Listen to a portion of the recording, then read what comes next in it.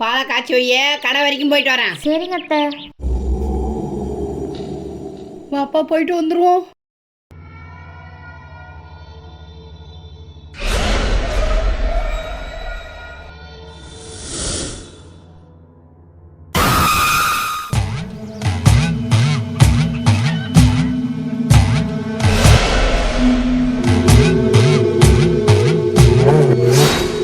வணக்கம் சாமி.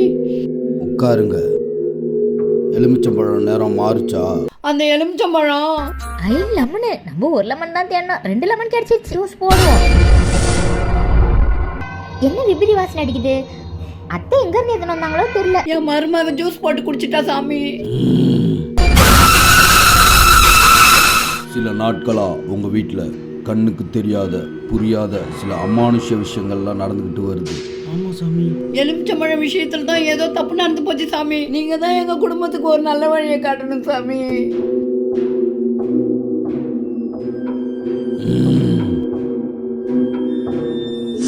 கடவுளே, எல்லாம் நல்லதே நடக்கணும். இன்னைக்கு ராத்திரி சரியா 12 மணிக்கு உங்க வீட்டில் எல்லாரும் கூடுற அந்த இடத்துல இந்த உப்பை கொட்டி நடுவில் ஒரு விளக்கேற்றி வச்சுட்டு எல்லாரும் தூங்க போயிடுங்க. காலையில் எழுந்து பாருங்க. இந்த உப்பு நேரம் மாறலைன்னா உங்கள் வீட்டில் எந்த பிரச்சனையும் இல்லை. அப்படி இந்த உப்பு கருப்பாயிடுச்சுன்னா உங்கள் வீட்டில் ஏதோ ஒரு தீய சக்தி இருக்கு. போயிட்டு வாங்க, நல்லதே நடக்கும். சரிங்க சாமி.